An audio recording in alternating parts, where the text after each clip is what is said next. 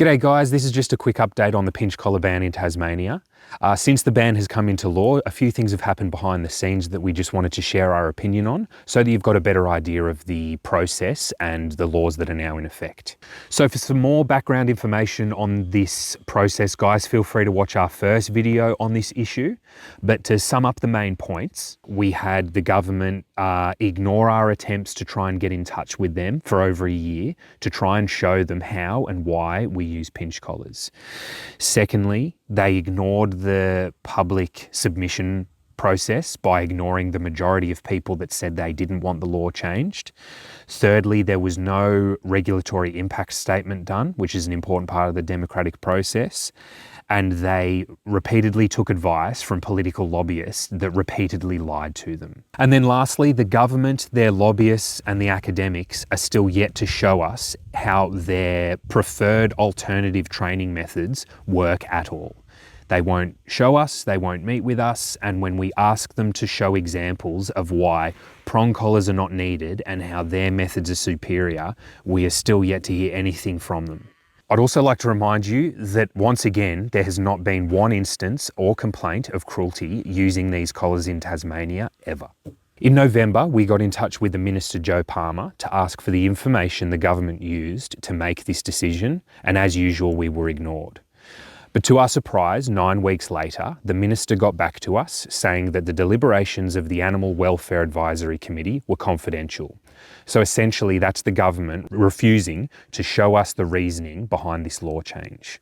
So knowing that this was going to be her answer, at the same time we made a right to information request. We needed to pay for that information. Even though we did that, it was still weeks late, but this is what they came back to us with.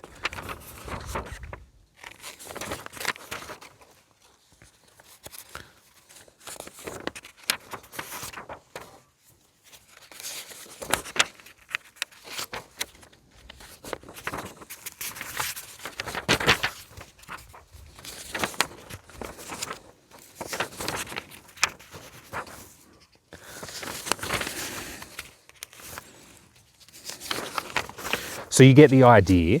Now remember that this is an advisory committee, so it's all taxpayer funded, and in our opinion, information that is used to change laws that restrict our freedom should be transparent and available for everyone to see, whether they pay for it or not. You really wonder why they're afraid of the information that they've used to change the law being public knowledge, and there's something really sinister and creepy about that whole process. Two of the main bits of information that we got though are the people that sit on the Animal Welfare Advisory Committee, but also the literature review that was done by the University of Tasmania to basically give a scientific rundown on what science has to say about the use of aversives and the landscape of the scientific literature at the moment. But firstly, the people that sit on this Animal Welfare Committee represent organisations that intensively farm animals, race them for gambling profits, experiment on them, and also animal welfare organisations that instead of training and helping dogs with behavioural problems, euthanise them. But overwhelmingly, what they don't do is train dogs. Nor have any of them seen how a prong collar works, even after we offered to show them over a year ago. How can an organisation be qualified to make a decision on a tool that they don't understand or have never used? Now that brings us to the literature review provided by the University of Tasmania. Now, as usual, this very impressive sounding literature review has clear selection bias and hand select studies that don't support the use of any type of aversion in dog training. That's because mostly it sounds progressive and kind. The methods of data collection also include scientifically flawed methods, such as owner surveys, position statements, and studies which have known scientific faults. We'd be more than happy to go into the details of these flaws if anyone from the university wants to get in touch for a public debate. One example we have found in this literature review is this study here. This study examined 3 different dog training methods: training using an e-collar, training using a prong collar, and training using a quitting signal. The study compared the effectiveness of each method as well as the stress the dogs experienced in each method. The study found that the e-collar and prong collars not only showed the most amount of learning, the dogs also showed less stress than dogs who were subjected to the quitting signal. This literature review says the complete opposite, stating The results of this study indicate that prong collars can have a detrimental effect on dog welfare similar to those caused by e-collars. This literature review has misconstrued these results to justify the banning of the very tools that were proven to be less stressful and more effective. However, because its title doesn't indicate its results and it is buried in another 83 references, the literature review's summation is just blindly accepted as politicians and bureaucrats don't actually read through the studies, all because it comes with the word science and is prepared by a doctor. If we had had that literature review before the law was passed, we would have been more than happy to show them where that literature review and the studies in it are incredibly misleading and disingenuous. But we weren't able to because the government hid that information from us. In a nutshell, the literature review provides a wide variety of extreme examples, including some incredibly distressing experiments on dogs, and then attributes the dog's natural and understandably unpleasant reaction to any form of punishment. It paints an extremely unfair and disingenuous picture of sensible, humane and logical use of punishment for dogs that are displaying dangerous behaviour. To be clear, the vast majority of dog training we do is positive reinforcement. But for some dogs and people, we must also have healthy, sensible and common sense use of punishment to extinguish unwanted or dangerous behaviour. The art of dog training is lost on these academics who are out of touch with the natural world and try, but fail, to explain every element of dog behaviour to insane metrics like ear position, cortisol levels and tail movement.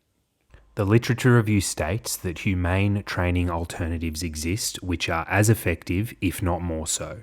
Again, we have asked for the government, force-free trainers, vet behaviouralists, and now the University of Tasmania to show us these humane methods that are more effective and how they stop problem behaviours in the real world. To this date, none of these people have agreed to meet with me, will not come and see my dogs, and have not given my clients or myself a viable alternative or show me these so-called humane training alternatives.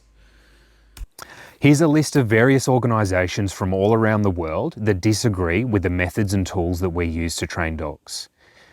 This list, like the literature review, looks extremely impressive, and one would say that if these organisations disagree with the use of any form of punishment in dog training, then the debate is settled. Although this sounds definite, there are two issues you've really got to consider about the science they hold as the be-all and end-all of the discussion. Firstly, the results these training methods get. Secondly, the corruption of science in general. So a huge part of the scientific process is providing true and repeatable real-world results. If you look for yourself, you'll find amongst all of these organisations in the literature review, the thousands of PhDs, doctors, positive-only trainers and vets, is that not one of them can show us any examples of where they have stopped these unwanted and dangerous behaviours, specifically predatory aggression. They won't meet you, debate you, or show you any reliable or repeatable examples of their work in the real world. On the other hand, we are more than happy to demonstrate our work publicly and have a number of examples of dogs that have gone from killing wildlife and livestock to now being safely under control off-leash in public. Over the last decade, we've noticed firsthand the corruption and manipulation of science. They are once again using the new dogma of science as one of a number of social controls to manipulate people into being too afraid and confused about an issue.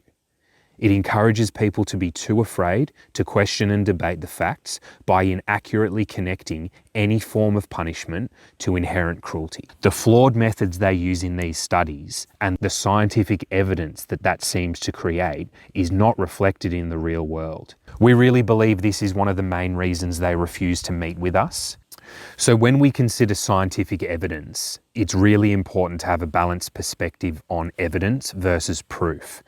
But when these laws are changed based on scientific evidence, which we would argue is very flawed, and we can demonstrate that and show that with real-world proof, it's really important to take into consideration science and how that has been corrupted. A perfect example of this corruption of science was demonstrated in 2018 in what was called the Grievance Studies Affair.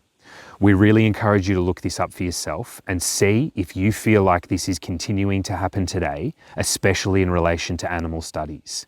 In contrast, two videos available in the comments, and we'll put them up on screen now, has an hour-long breakdown of debatable, repeatable, and high-quality scientific inquiry that clearly explains actual science surrounding how animals and dogs learn. This is one of many trainers who show exactly what they mean with real-world results backed by legitimate and repeatable science. Legitimate and transparent science is extremely important to guide policy decision-making and laws, but we really do think scientists should be held accountable for the information that they present as being fact. But when science is so obviously wielded as a biased political tool, it is hard to place the utmost importance on scientific evidence at the expense of real-world proof, especially when our governments are going out of their way to hide that information and keep it secret and confidential. We'd just like to say thank you very much for the people that have helped us in trying to prevent this ban from happening, as well as the people that have been in touch showing support for what we've been trying to do. We'd just like to finish with a quick recap on our direct involvement in this process and just highlight a few of the main issues. Firstly, this law has been changed with absolutely zero evidence shown as to its need.